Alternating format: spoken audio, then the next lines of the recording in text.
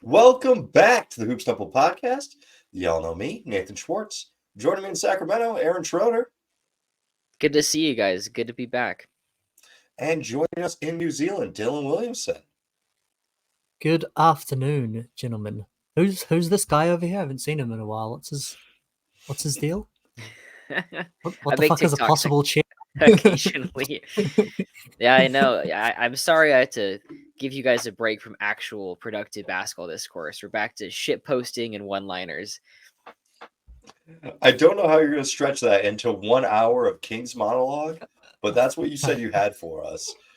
Sacramento, from what I've seen on the internet, almost as much discord and chaos as the long playoff drought. What's going on? Talk to me. Harrison Barnes has done to me what 17 years of missing the playoffs could never. I think the thing is we have the same record as we did last season at the same time, but so far we've just lost games in such crushing ways. And I know this team is better. This team is more talented. That's kind of been the issue. I mean, had we not blown a 22-point fourth quarter lead or hit our free throws against Milwaukee, I'm not even having this conversation, but we just find wild and wacky ways to lose every game in ridiculous ways. Whether it's losing to the Sixers that Embiid, or losing to the Hornets, or like giving up 51 points in a quarter to the Pistons. While the wins are there, we have 23 of them. Like we're in the play-in. You can tell that the foundation's a little wobbly. And that's spelled out in the stats as well, where the Kings have a negative 0.5 net rating, which should work out at about 20 wins, and they've got 23 wins. So they're outperforming their point differential, which is a sign that the number in the score column and the win column isn't reflective of their true play. That is interesting because I feel like a negative net rating usually means like, well, we're winning all the close ones. But this just means that we're getting blown out every other game by some Western Conference team. Because the Pelicans beat us by 40 every time we look at them. Houston tore us apart. Like it took us 3 weeks to recover from those Houston losses to get our net rating back on the positive side. But would you guys like to hear some Kings numbers that'll make you a little queasy? Bring it on. So as of yesterday, because I didn't update these, the Kings have the worst free throw percentage in the league at 72%. That is the fourth worst by a single team since the 2020 season. We have completely forgotten how to make our free throws. De'Aaron Fox shoots 62% on his clutch free throws. Sabonis shoots 67%.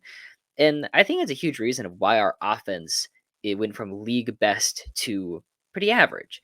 You cannot have teams on the ropes when you're cashing in your free attempts at a league worst pace. You're not going to be able to bombard teams with 130 points like that when you're leaving 15 points on the table. We shot 18 of 32 against the Pacers in a 5-point loss.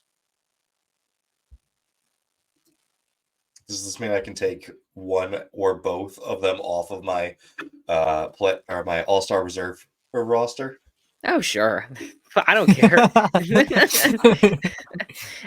Fox has averaged like 22 points in the month of January. I mean, so it is funny because no matter what the Kings do, Sabonis has a double-double or a triple-double, and it's like, Sabonis, most triple-doubles since Wilt or something. And I'm like, please look at the basket in crunch time, Sabonis. At least look at it. Like, I'm begging you. We were fourth. We had the fourth best free throw rate last year, 27th this year. So that just crushes your offense. But honestly, the biggest thing is Harrison Barnes went from like solid starter to just a non-rotational player, and it's so that's caused us to have such panic in the starting lineup. We've started Duarte at times. We've kind of gone back and forth, and when you have one starter no showing and getting like Barnes will get pulled occasionally just after like one quarter, a quarter and a half, like he doesn't have it. It's really hard to win games when your rotation's kind of fried like that. My big Barnes stats are, so there's 91 players that have played 29 minutes per game this season. Of those 91 players, in terms of per game stats, Barnes has the 9th least rebounds, the 3rd least assists, the 5th least points, the 15th least steals, and is in a 9-way tie for the 2nd least blocks. He has 0.1 blocks per game. There is no statistical impact he's making despite being out there for starters minutes. I have a trivia question for you guys. Which Kings player this season has the most blocks on the team? Len. No. Give me Trey Lyles. No. I'll give you 5 guesses each. Davion? No. Duarte. No. Monk. Yeah. Malik Monk. Malik Monk. That's not a good sign. It's not a good That's sign. not a good sign. As of right now, Malik Monk averages 0.7 blocks per game, which is good block Oh my numbers for a God. guard, which is first. Sabonis 0.6, McGee 0.6 as well. There's like per 36 numbers, obviously, that favor Len, that tell you Len's actually really good rim protector, which he has been. Not a great sign, though, but I will say last season, we allowed the 26th highest shooting percentage around the rim, and this season it's the 16th. So we actually are getting better at defending the rim. Maybe it's Malik Monk or something, but I just focus on those Barnes stats where we're starting someone who isn't putting up. He is pulling PJ Tuckers every night, and he's not as good on defense as PJ. I was gonna say, we started reading those numbers. I was like, is that Killian Hayes or is that Harrison Barnes? And that's not a good sign. Now, I have seen the Kings be interested in a couple of people, one of which I remember Kyle Kuzma. You guys had the chance to make a run at in the offseason. He also almost got traded to Sacramento and was like, please don't send me to Sacramento. Are you guys seriously? Is he like destined to be a King? Or is that something you guys want? Or is that like keep him as far away from us as possible? He's got to be at some point. I do get cold sweats when I think about going all in with Fox, Sabonis, and Kyle fucking Kuzma. Like, that makes me a little scared. But his contract honestly isn't that bad. It's like, compared to what Barnes is making and the production that Kuzma is getting, I would be willing to make that trade. But I'm pretty scared to give up like unprotected Real assets. Yeah, like first round picks. I don't know. How do you guys feel about a Kuzma replacement? What would you give up to get him? Did you know that Kyle Kuzma leads the Wizards in usage rate? I did. Like over 30%. That was my big, like, I had a usage rate graph or something. It's like, look how many high usage players there are. He was like my big sticking point. I'm like, Kyle Kuzma has a higher usage rate than Larry Bird. Are you ready for that in Sacramento? Mm-hmm. Yeah, the I think Wizards Kuzma's suck. very happy being the guy. Like, there's no part of me that thinks Kuzma's like, yeah, maybe we should sacrifice, go get a championship. He already got one of those. He's got that ring being the third option. I feel like at this point in his career, he's happy to be the first option. Fuck, man. Him and Poole, their legacies are cemented. Like, we got that ring. I don't need to do anything else. We're good, bro. We're good, man. I don't have to get better at this. But what's interesting is Kuzma, like, despite being the guy on one of the worst teams in the league, one of the 4 worst teams in the league, his splits are fine. Like, he's getting, I think he could get 15 points on like close to 50%. He's doing like 22 on 45% right now. Well, now that they got him a running mate that's like a high enough caliber, a true 20 and 10 big man, like sky's the limit. How are we feeling about Marvin Bagley in the DC, the district? I mean, they'll lose by 40 every night. I'm not worried about it. It's I won.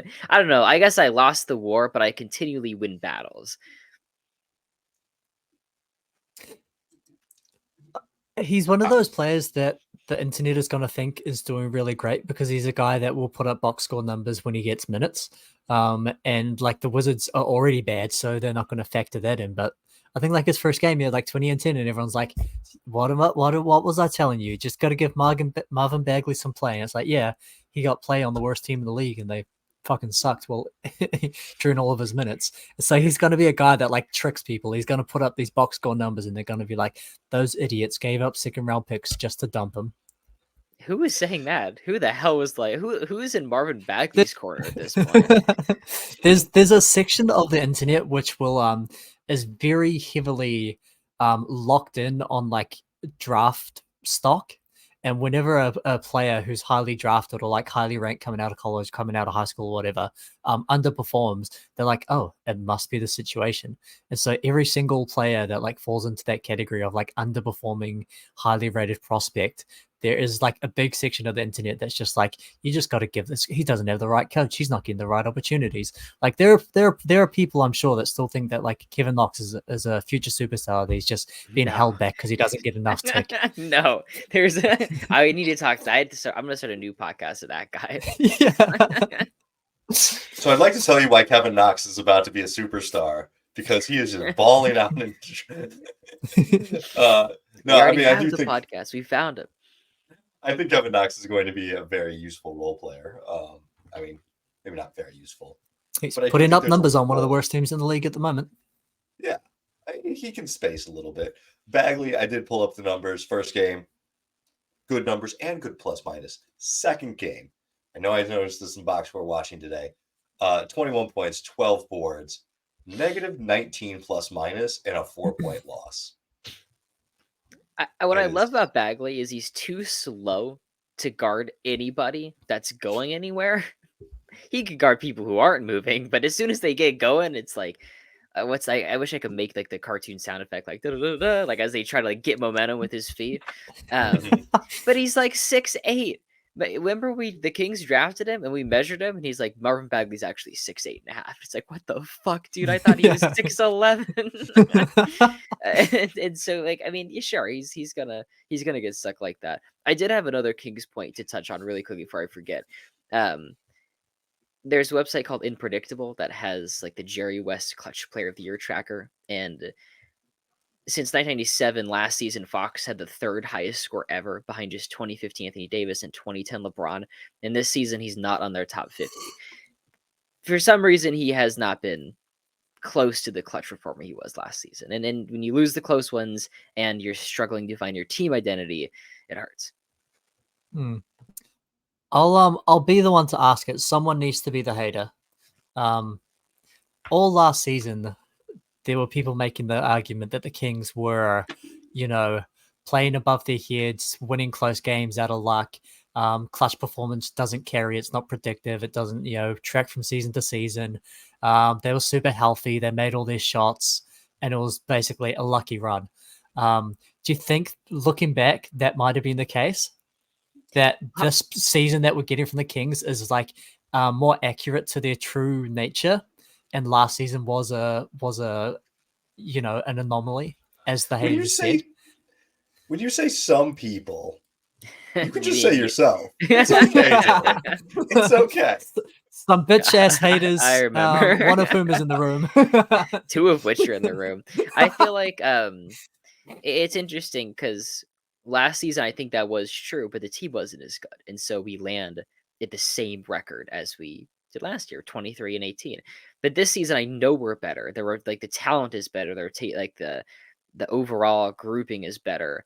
But because it's been such a disaster, yet we're in the exact same spot. So yes, but we're kind of jogging in place. Yeah.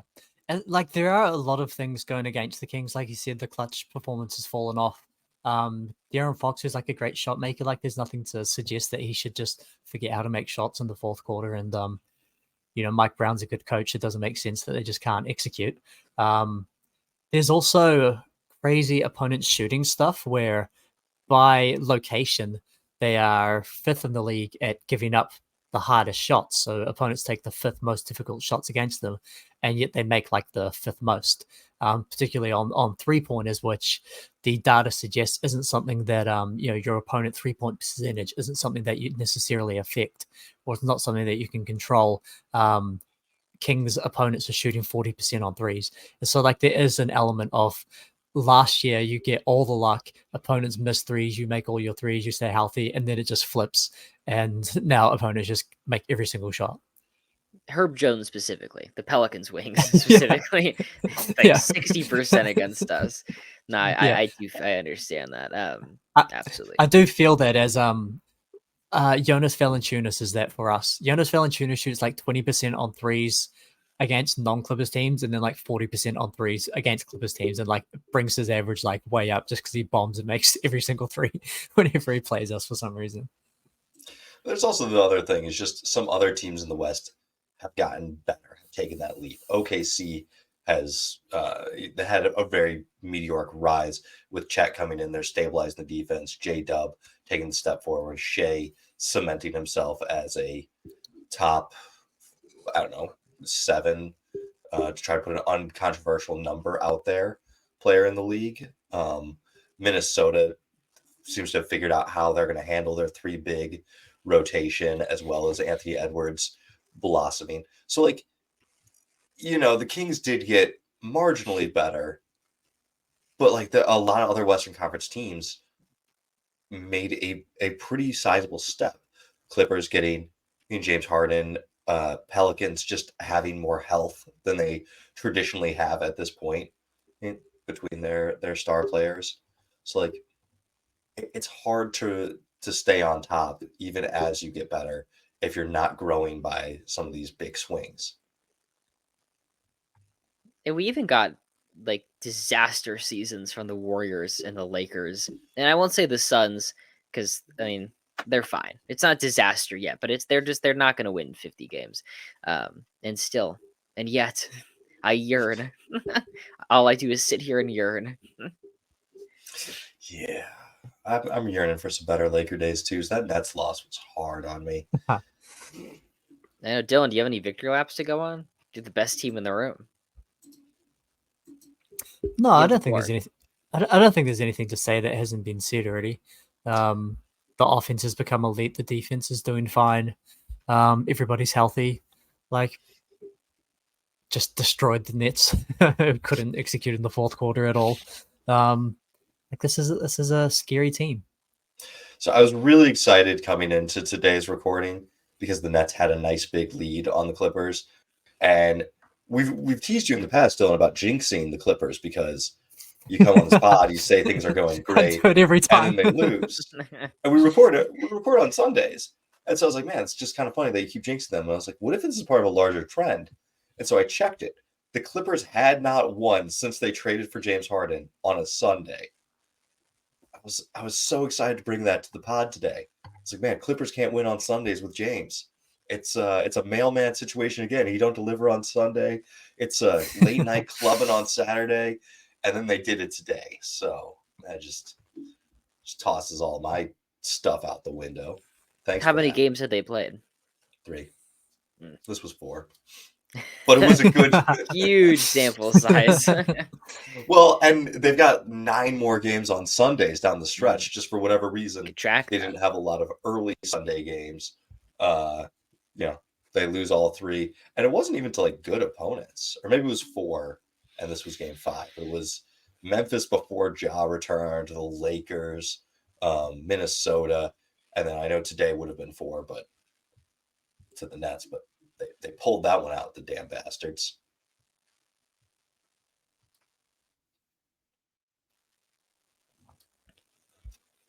Take us away, Nate. Go ahead, Dylan. They still can't win afternoon games.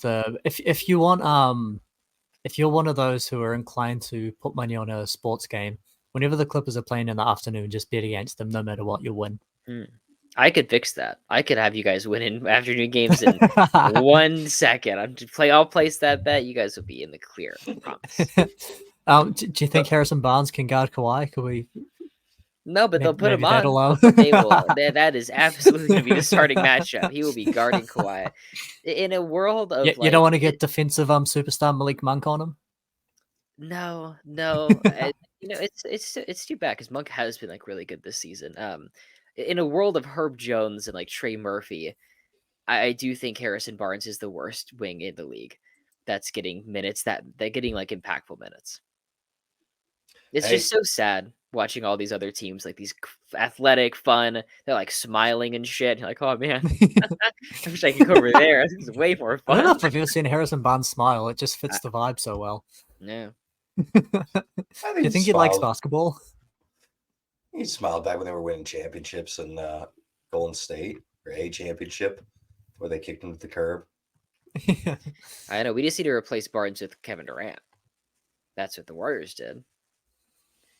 Yeah, he's If like he has a kind of an interesting smile. It's just like it's not gleeful. It's just like his teeth are showing.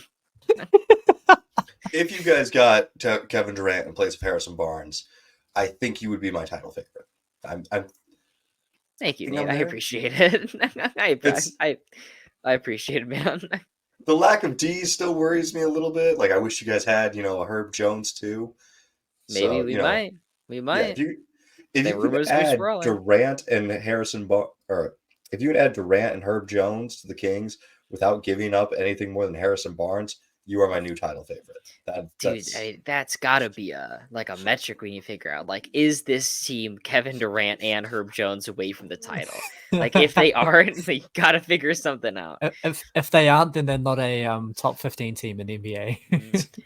But all yeah, right. because King should be around pretty average. Let's see. So obvious ones already: Boston, Milwaukee, Mm-hmm. Philly. You add those two players, title favorites. Cleveland. If you add Durant and Herb, Yeah. title favorite. Yeah. The Knicks, Milwaukee, Yes, or sorry, Miami. for sure. What if you add them to the Pacers? Yeah, as they stand, right, with Siakam and everything. Yeah, Yeah. yeah. I mean, you roll out a starting lineup of Halliburton, Herb, Durant, Pascal, and Turner. Oh yeah, All right. that's pretty nasty. Yeah. Mm-hmm. Okay. Orlando. Mm-hmm. Yeah, Still? Okay. I'd say so. I don't know if they're Mm, I don't know if they're I'll go. favorites anymore. The I think Grizzlies that's where the would be line is. so gnarly defensively, and then you'd have like Kevin Durant. Yeah. I I think think it's like this is. Go ahead. it's like it's Brooklyn without Kyrie vibes though. It's like a really awesome team, but then like it's just Durant. Like I don't think Paolo's a second option on a championship team. I mean, I think he could be, but I think the guards are a weak enough spot in that point. That's the problem. But I'm enjoying this game. Chicago plus Durant and Herb Jones. No, that's the line. There it is. We found it. All right, in the Western Conference, obvious yeses: Minnesota, Oklahoma, Denver. God, I don't even want to think about the Clippers with those two wings out there. For the Pelicans, Unite. are they getting a second Herb Jones? Are they now have two Herb Joneses? Two Herb Joneses, and that's an immediate favorite. Okay. Dallas, dear God, that would be near perfect. Wish they had one more big. Sacramento, of course. Phoenix, are they getting two Kevin Durants? Does the second Kevin Durant make them? That's what they're missing. They're a mediocre team at the moment, but if they could add someone like Kevin Durant, that would really elevate them to championship contention. Yeah, I think that's spot on. Like if they had one more KD, they'd be right there. Man. Utah? No. The favorites? No. But the Lakers LA. probably yes, right? With KD, Yeah. LeBron, and David. So that's an interesting conversation. Houston. Houston's a weird one. They've got a lot of other veteran presence there. I kind of think KD away though. Who's there? So who's there? I mean, I don't know. Van Vliet, Şengün. I feel like it's a similar thing again to like the Nets without Kyrie. Is like I don't think Fred VanVleet's gonna make shots when it's favorites when it matters. All right, not favorites. Could contend. I think maybe in the same Orlando sphere.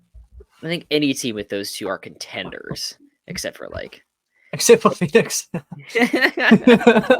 Get Herb Jones as well. We are in a really interesting spot. Like, God, there are some awful teams in the league, but usually when there are terrible teams, there are like really good teams. My hands, you can see my hands. I'm doing something. About a frame. like in 73, like the Sixers win 9 games and the Celtics win 68 or something. They're just beating them up. Like they win 15 games just against the Sixers, but really like not a ton of crazy top end teams like picking off wins. Like in 2016 with the Warriors and the Spurs, like being historically good. You had the Sixers like losing every game, but well, side tangent. No, I mean, it's a good point because we've got like the Pistons who are 4-38 as we're recording this. The Wizards 7-34. Damn. But there's not like a team that you look at and say that team is going to have 65 wins. I mean, maybe Yeah. Boston, I but do think How- the top is quite strong if you look at it statistically. For example, last year's Boston team was plus 6.9 in net rating to lead the league. Plus 6.9 this year would be good for sixth. So we've got 5 teams that would have been the best team in the league last year by net Okay. rating. So I think the top is pretty strong. And the best team in the league in net rating is Boston, who have the point differential of a 63 win team. So the top is pretty strong. We might get some pretty high win totals. How many Kevin Durant's away are the Pistons from being the favorite? Like 6? Right? I mean, it had to be like, it has to be at least a start because the bench is a disaster. It had to be at least 4 or 5 You KDs. gotta get one KD off the bench to make up for 4 Kevin Durant's is Yeah, enough. okay. 4 Kevin Durant's to make the 4 Pistons the KDs favorite. plus Killian Hayes. Yeah. Really? I mean, assuming health, you start having some injury luck. Maybe you need a 5th just for injuries' sake. But I don't Yeah, know right. if 4 KDs could cover for Mike Muscala playing minutes in the finals. Mike Muscala and Danilo Gallinari are essential, critical parts of the Pistons. I know it was a short-term win now future. trade. Have they played gave up. yet? Yeah, Yeah. 4 for 4 for 3 for Muscala, or 3 for 4 or something. 4 Good for shit. 4 for the Moose, and then 1 for 1 for Danilo, plus 22 in his minutes. Like, it's sad. They were actually very helpful for the Pistons against the Bucks. Like, I'm weighing driving out to Detroit tomorrow to catch them, so because they are doing a little series in Detroit, and everyone yeah. went to the Saturday game, so the Sunday tickets or the Monday tickets are really cheap. And their tiny sample sizes, Danilo Gallinari makes the offensive rating 82 points per 100 better, and Mike Muscala makes it 42 points per 100 better. That's gonna stay consistent. I'm going to Kings Pistons. I think on the 9th, so I'll see them live. Excited for that. If the Kings lose, will you need an emergency pod? I'm in an emergency, like a trip to the hospital. Yeah, and then the emergency room. Seriously. All right, we'll contact Jack and make sure that he can. He's gonna be there for you. too. We're not going together, but we just happen to be going to the same game. I understand. And that dance of like, hey, you going to this thing? I'm going there. Mhm. You want to? Hey, sure. I see what you're doing. Well, can I talk to you guys about Joel Embiid? Are you guys ready to accept Joel Embiid as the greatest basketball player in the world? Sure. I could be Expect more of a convinced. fight. I feel like Dylan was willing to put more of a fight because the dude is just scoring so efficiently and so effectively. And I watched their game against Houston. I watched their game against Denver. And like, I don't think he missed in either one of those games from the like 15 to 20 foot range. Like he just stands there and like does a little jab. And if you crowd him, he drives. And if you don't crowd him, he shoots. And if you reach, he's very good at doing the Tim Duncan under swoop. Like, let me make a little bit of contact with your hand so it counts as a foul. And then I hit this mid-range jumper and it's free throws. I check the numbers on it from 16 feet to the three-point line. He is shooting 52%. That mid-range shot, yeah, that is crazy. Like normally guys hit like 45% from there. That's a great shot for him. 52% in the deep mid-range. That's really good. Go ahead, Don. Go ahead. It kind of was that shot a couple of years ago that sort of elevated him from, all-star to like superstar, was when he was able to get that sort of in-between game going. Particularly like that baseline mid-range sort of post up, sort of ISO face up game. And that's what and we've seen that in other players. Like that's when Anthony Davis, for example, went from all-star offensive player and all-world defensive player to just all-round, world beater, was when that like mid-range started to fall for him. And yeah, like 50 over 50% on long jump shots is just so difficult to deal with, especially when you're still making 70% of his shots at the rim. And we talked about it before as well, that the passing for him is now reached another level. 32% assist percentage for Embiid now, which is pretty getting pretty ridiculous. He And the outdimed turnovers. Jokic when they played. That, I would have expected him to win the points. I would have been okay with him winning the rebounds, but the passes were not of Jokic's caliber. He's not doing that over the head, no look pass as the Jokic has. But it was good moves. It was, I'm going to post, I'm going to spin, and then I know where the open guy should be. If he's there, I'm going to make that pass. It is so interesting with Embiid because he is the best player right now in terms of how guys are currently playing. And we can go back and can compare stuff, but he is playing at just such an otherworldly level. Like it's like Wilt level numbers in terms of scoring. But looking at like the top of the East, just the best teams in the East, it's Boston, Milwaukee, Cleveland, the Knicks, and the Heat. And then the Sixers are the 3 seed. Like all those teams have a pretty good defensive center, like someone that can face up and beat. Like he's not going to get to pick on shitty teams and pick and choose. Like the talent he's facing, I guess. And the foul drawing and the flopping and like the falling to the ground is just as evident as it's ever been. And so I still like am nervous because let's say they play Boston, like let's say it's first round versus Miami, like that game where he's like 5 of 17 from the field is coming. I promise you. I promise. And maybe he's better than he was last season, but that's still gonna happen just because those ticky tack fouls like dry up come playoff time. They're non-existent. I'm willing to live without the tic-tac fouls, which like he does get a lot of those, but also just hitting from that mid-range that consistently. I pulled up Davis's stats because I remember that, and I don't remember what he was shooting. Davis was shooting 43%. We're talking 52% from that deep mid-range. Like that's just go throw the ball to him there and have him shoot it. And you can't put a smaller guy on him. You have to put one of your bigs out there, and he has to just to get close enough to be able to challenge, and that gives Embiid a ton of room to drive. If so, I mean, what if you take away the ticky-tack fouls? He still is going to get another 6 free throws game. Like if you cut his free throws in half, and that's probably what we're looking at, he's still going to get the other ones, and then the increase in minutes.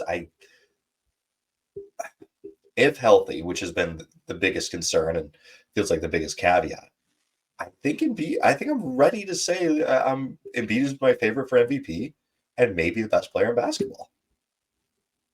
Yeah, that was like a big dilemma coming into the season of predicting who was going to be MVP, because you pretty much had to scratch Joel Embiid because he fell into this thing of, okay, he just got the MVP and then he underperformed in the playoffs. Like there's no way that they're ever going to give it to you again. Like that just doesn't happen. You disappoint them in the playoffs.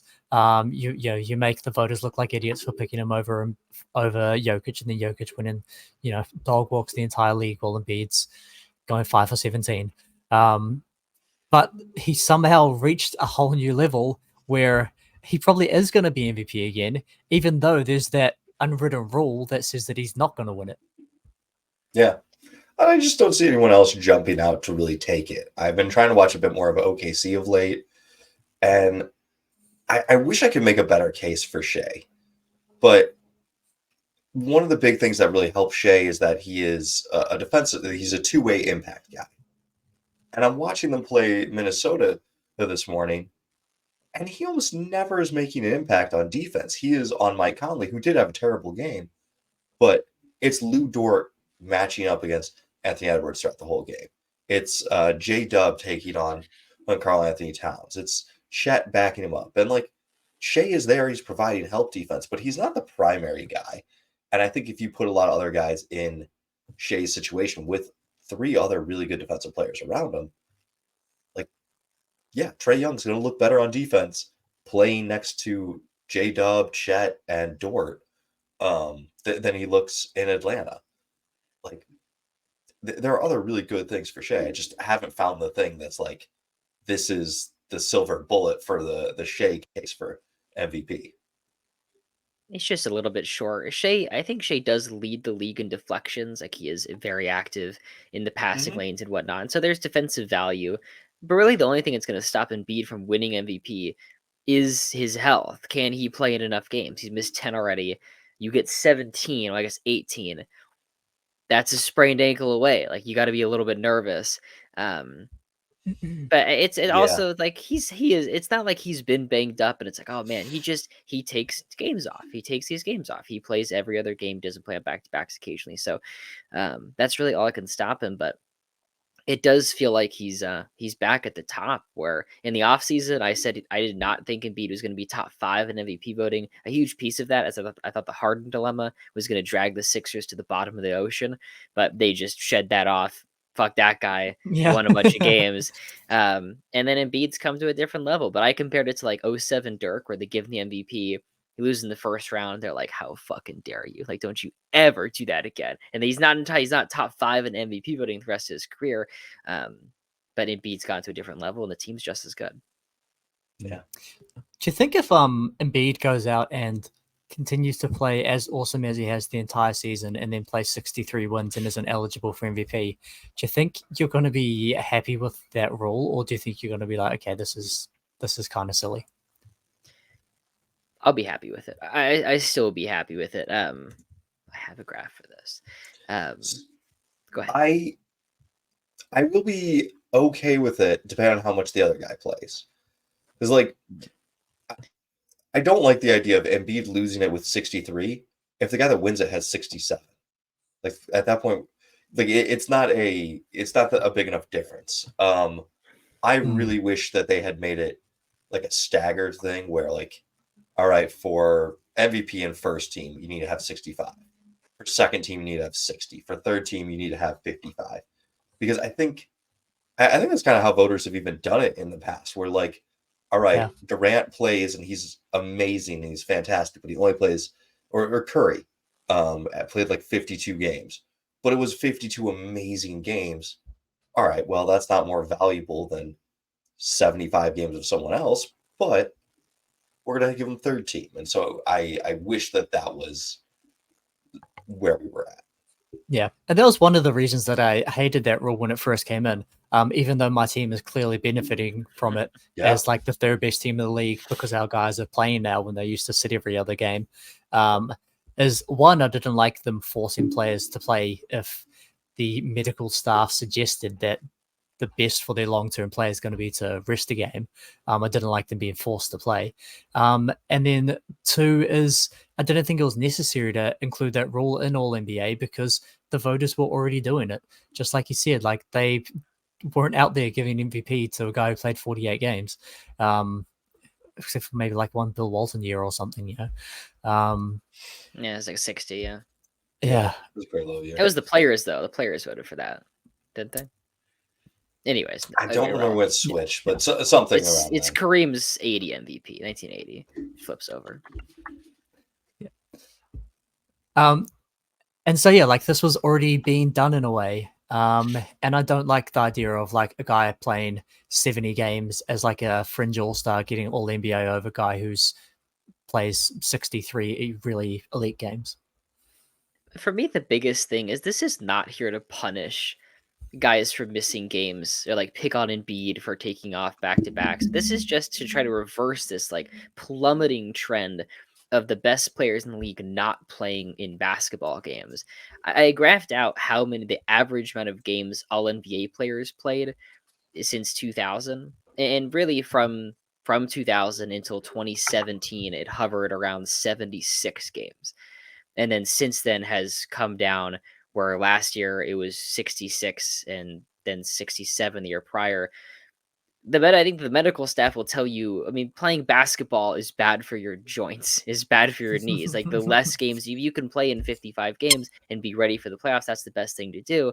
But there's a season to play. There's 82 games to play that we've always been able to do for all of NBA history. So it's not about like 60 games. I just think it's insanity that we'd even consider giving the MVP to someone that is playing close to 60 games. If Embiid gets to 62 games, I mean, I think Bill Walton played more of that, and he's playing on 1 foot the entire time. Like we have to get our stars in basketball games again. So I do like the rule because I'm trying to get guys to fucking play ball again, man. And it really does seem to be working. Like the superstar resting is pretty much been. I mean, I can't think of an egregious example. And my team was the worst of it, and now we're having a really awesome season, and everyone's staying healthy, despite being forced to play. Yeah, there's still been a few where like LeBron's like, "Hey, I'm just not playing." He's 39 though. That's fine. Yeah, there is some exceptions though, isn't there? Or is that to something else? LeBron is an exception. There's an age and a minutes total. Yeah, it's like 10,000 minutes, or I don't know. I think it only applies to like LeBron and Mike Conley. And Chris like Paul. the two guys Steph, that are allowed to play. Yeah. In 2011, the average All-NBA player played in 78.8 games. Whew. Holy shit. What was going on? Like, I mean, the guys played the entire season, basically. The only outlier really is 2007. I think it's like Shaq, Amari, and Yao get hurt. And so the center position is like, Yao plays like 50 games in his third team. So there's the center position bringing that down. Which, like, I mean, you could choose between him or giving it to Jamal McGlure again.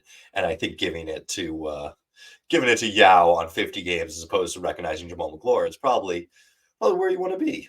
So, not too concerned about that. Sure. Yeah, I appreciate what the rule has done. I do not like the fact that it took that rule to make this happen. We've never seen ever the All-NBA average dip below 65. And so we're just saying like an unprecedented amount of games missed is the minimum. Like that's what it takes. If it was 70, that's like, okay, that was above the average last season. Like that, maybe that's too much, but 65, it's like, that's generous. Yeah. So one of the other things with All-NBA, you're then eligible for a Supermax.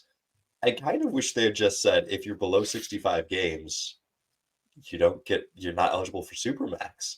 Like, hit him in the pocket. Like, not necessarily hit him in the pocketbook. I'm pro labor, but like, instead of getting rid of this arbitrary distinction that we use and we look back on for history purposes, like, I don't think a lot of players really care about being named third team, other than what it does for status and for paychecks, basically. So, like, just take away that incentive. Take away, like, that part of it. Still, let's be able to name Joel Embiid MVP. But, that's where I'm at. And that's where I've spent my week watching. Also, really great game, Denver against Philadelphia. Philly really came through, played well in the clutch. And then Denver, who did they play in their next game? Jamal Murray was... I watched too many games in a week. Boston, right? Yeah, it was Boston game. And fantastic final 5 minutes. Almost no foul calls until the final 30 seconds, where I will say, I do think Porzingis, yes, it was over the back. Probably not a call that you want to make in that moment. And then because you blew the whistle there, I would have wanted them to blow the whistle on the next play as Tatum drives. Like, either swallow the whistle on both, don't blow on one. But it was a really fun game. I enjoyed both those games. Basketball is good. I decided there should be no timeouts in overtime. It's stupid they get 2 each. And maybe the playoffs you get 2 again or 1 again or something, but God, the end of the fourth quarter already takes so long, and overtime is just an extension of that, basically. Let's go. Let's play, man. No timeouts. Yeah. I was watching the Denver Boston game live with my wife, and she doesn't watch a lot of live sports because I don't watch a lot of live sports. I do a lot of my games the next day, so I can just burn through them in 45 minutes. And she's like, "Oh, hey, there's like a minute left in this game." I'm like, "Yeah, we'll be here for another half hour." And then there was like, "Hey, there's 17 seconds left in this game." They inbounded it, and they couldn't get their play, and they called a timeout. And she's like, "What? Why was there 12 seconds and then another timeout?" I was like, that's the fourth quarter of basketball. I'm sorry. Yeah, I feel like that's saved a lot of men or people watching basketball while their significant others trying to get their attention. It's like, no, look, there's only 2 minutes left in the game. Like, all right, carry on. They come back half an hour later and they're like, why is it still going? Do you Like, guys oh, remember? timeouts, there's some fouls and reviews. You guys remember Suns Clippers in 2022? The DeAndre Ayton putback or alley-oop. I'm sure that's imprinted on your frontal lobe, Dylan. But Jay, do you guys remember that fourth quarter? How long it took, and like the Patrick Beverly review, and or some I had review, it. like I had an eternal sunrise out of my mind. oh yeah. So what I was happened in gonna the say, I game? can't talk to DeAndre Ayton anymore. The internet's banned me from talking about him. Too negative. Like Beverly like slapped the ball out of Booker's hands, but he slapped his hand first. But like the review, you can't change it to a foul, which is fucking so stupid. So it ended up being like Clippers ball because it touches Booker's hand, which is being like forced out by Beverly's hand. It's like, oh my goodness, and it was like a 15-minute ending, culminating in the Ayton alley-oop. I was rooting against the Clippers, so I was having a great time by the end of it. It's a great game. I'm gonna say this. This is an unpopular opinion. I want to put more power in the hands of refs to make the right decisions when it's the wrong call. Because, like, something like that, you could say, hey, hand his ball, so it's not a foul, and he pushed it, and he touched it last. But he only does that because the player from behind hits him. And, like, reading up on early NBA, a lot of guys said, like, this one guy was the best ref. And they talk about him, and they're like, yeah, listen. He'd be like, listen, you probably fouled him, but it wasn't enough that I want to call the foul. But the ball went off of him, but I'm just gonna call it off of you because that way I don't call a foul on you, and like then they get the ball. That's just the most fair thing, like for everyone in this circumstance. I'm like, yeah, all right, just on the court arbitration. Like, I don't want Yeah. to call fouls, but we want to give them the ball back. Like, just make the right fair call, and that Yeah, particularly on like like on ball steal where the ball gets dislodged and goes out of bounds. In football they have this as like not who did it soccer football. They have it as not who did the ball touch last, but whose action caused it to go out. And so that's like an easy thing to do. If you're reaching in for the ball, but then it happens like touch the dude's toe as it goes out of bounds, then like you're the one that caused it to go out, so you don't get possession. Yeah. You're like running to try to get the rebound, and your force of momentum pushes the ball and the guy holding it out of bounds. Like, it's not that guy's problem.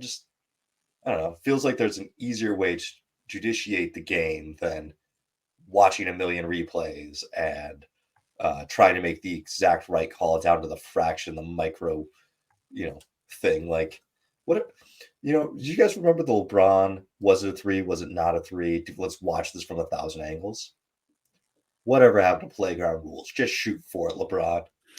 We can't decide. You get a free throw. Oh my god, that'd be awesome. I decided I'm very The much results are anti- inconclusive, so you shoot a free throw. I decided I'm very much anti-review and coaches challenge. I think they had it right in the 80s or the 90s. They would just fuck it up. Just a terrible call. I don't know. I really think that that's like part of the value in sports. Like maybe not every call was right, and that's just a part of this game.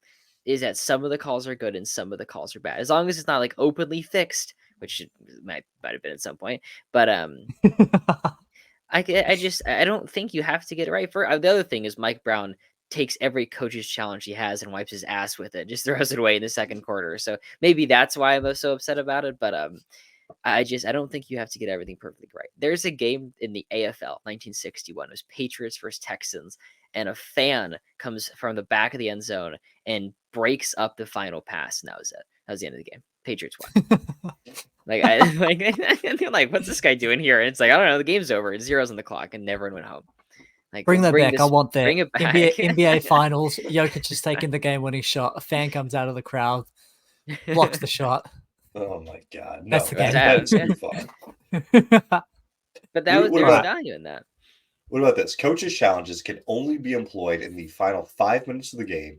They will cost you a timeout, and they can only be employed if the game is within 5 points. Say 10. Make it 10. Okay. I have a no coaches challenge and no replays. Just call the game. No timeouts. Basketball. Pure basketball. Unadulterated basketball. Yeah, I will say that when you're like watching a game and it's like a 10-point lead or it's like a 15-point lead. And you're like, can we maybe get back in? And they're like, all right, let's just do a review to see who this went out of bounds on. I'm like, I've lost all interest at this point. Like, if it is beyond X points, I don't care about getting this call right anymore. Just play the game. Just keep momentum going. Yeah, that's an easy fix. That's like uncontroversial. Like no reviews if the game is not within 10. Yeah. Boom. We've solved it. NBA, you're welcome. All right. We are pushing an hour. Do we want to talk about the biggest news of the week, Pascal Siakam getting traded to the Indiana Pacers? Yeah. So Pascal was traded to the Indiana Pacers. Bruce Brown is now a Raptor for the next, 2 weeks at least. He'll be a Raptor. Raptors also got 3 first-round picks, 2 of which are going to be in this draft. 1 from the Pacers. 1 is the worst of 4 teams' picks, including OKC. So it's probably going to be somewhere 27 to 30. And then 1 is an unprotected, top 4 protected 2026 Pacers pick. How we feeling? I really liked it for Indiana. I think getting a star like Siakam, who on paper pairs really well with Halliburton, is just crucial because you're not going to get a free agent like that. Like if you had to like court Pascal Siakam, he flies into Indianapolis and he's like, "Holy shit, this is a terrible city. I hate this place." And like, that's not going to work. So you trade for him, right? I don't think they gave up nearly enough for me to be worried about. Like Bruce Brown hadn't been playing particularly well. Like, well, I think I like his fit basically on Denver. He hadn't been tearing it up in Indiana. Plus, like the picks just isn't enough for me to worry about it. I think in like the picks this year, it's not a great draft class. It's like the Pacers are pretty good. The 2026 one is fine, but that's like Halliburton. I mean, if you can extend Siakam, it's Halliburton and Siakam picks. That's probably not going to be great either. So, I think it's a win for Indiana. Yeah, I agree. Like you get an all-star level player who also fits really well with your team as like a guy who has some size at the forward spot defensively, but also can help out with defensive rebounding and really fits well into a high tempo offense. Pretty much the only way that Siakam is able to score effectively is by getting downhill, and his scoring efficiency in transition like skyrockets. In the half court, he's a pretty good player. In transition, he's an awesome offensive player. And now he's got a guy who, a team that pushes the pace, pushes off of makes, pushes off of steals, pushes off of rebounds. And it has a guy who can find players in positions to succeed. He's basically Obi Toppin, but twice as good. And like Aaron said, gave up some assets, but nothing that's really kills you. Like looking forward, they're not in a compromised position. They don't have bad salary. They don't have huge, contracts that are coming due. They aren't out a huge amount of first round picks. And so you got a really good player who fits really well, and you're looking forward, your books and your pick situation is fine. And so I think it's definitely a win for Indiana. I came out initially less in favor of this. And I think I'm still less in favor of this for Indiana than the majority of people. Aaron, what did you give it trade grade wise? I saw a TikTok. Was it like an A for Indiana and a B for Toronto? I did B- the inverse. For Toronto. Yeah, I did the inverse of like an A for Toronto, just given where Pascal was at. I didn't think they had any leverage. I thought they got decent return getting Bruce Brown, who they could then flip again potentially for another first. If you end up with 4 first off of Pascal deal, I think that's pretty high leverage. I'm starting to consider whether or not I would include Austin Reeves in a Bruce Brown and Dennis Schroeder return. I think that might actually solve some of the Lakers' problems. But that's juicy. It is. It is. It solves a lot of the Lakers' issues. And creates big new ones. It's the Lakers cycle. Big new ones. Of course, it's also, but that's neither here nor there. For the Pacers, I was initially worried about giving up those picks, looking at them more like, all right, you're going to have 2 picks in a bad draft and a top 4 protected and who knows what that draft looks like. And then you have all of your future assets that you can still move to try to acquire someone else. I think where I'm still just less a fan of this is Pascal is already 29. None of his game tells me that he's going to age well. Like, he is a downhill forward that doesn't shoot particularly well, incredibly streaky shooter. I think once he loses some of that speed and athleticism, he's going to tail off very quickly. And I'm a little bit worried now about re-signing him because you're going to re-sign him to a max. Like, I don't think you're going to get out of this without putting him on a 5-year max. I know India was really excited about getting him with those bird rights. Bird rights means we're going to pay him an extra year. So you're going to employ him through age 34, which would be Tyrese Halliburton's age 28 season. Like, you're now giving the rest of the early prime to this Pascal deal. I don't know that I love that as the fit. I don't know that he is a good enough player to be the secondary running mate for Tyrese, and I don't know where they get the third guy. So I'm still just kind of in a bit of no man's land. I think it's still a B for the Pacers in my book. Those are good points. The 29 things that you're saying. I think they'll get 3 good seasons out of him. Like, I don't know what the All-Star team looks like anymore, but I still haven't really figured that out. There's so many good players, but I think by the end of that deal, it's like, shit, dude, we're paying Pascal Siakam this much money. But I don't think they'll be sad about it or frustrated until pretty close to the end. Mm-hmm. The other thing, sorry. The counter perspective on that is, I do agree with everything that you said. Like, this is a guy who's about to get paid and is about to start declining. Like, they're gonna immediately pay him for his decline. I think the counter argument to that is that the road not traveled is either like an inferior player or it's nothing. And so you sort of stay in this state of mediocrity where you're too good to get extra help through the draft, but not good enough to be a real playoff threat. And then, like I said, they're not going to get high-profile free agents, so that's off the board. And so then the only other option is you go even more in on maybe a better player, and you compromise yourself further. And that's probably a guy who, again, is older because 24-year-old stars don't get traded. And if they do, there are other teams that have better assets. And so I do share the concern that, like, this is a older guy who's about to start declining most likely, and they're going to be paying. But I don't think they could have got anyone better. And then the only other option is to just stay, kind of good and not be able to take a step forward. Yeah, I mean the other option is just internal development and base. Do you trust that you've got other guys in house or the ability to develop someone else in house to get this good? Pascal, and I don't think Mathurin or Naismith are future all stars. At the same time, though, they didn't give up any of those guys, so it's and they've still got the chance for internal improvement. They're just got now a guy that's going to take up 35 minutes a night blocking. Yeah, maybe Buddy Hield will change his age again, and he's actually younger than we all thought, and he's got perspective, and he's got a chance to shit. He's gonna redevelop. It's like a Pokemon going backwards. Yeah, he's like remember when I said I was actually 28? I was wrong. I actually am only 26. I'm gonna get it.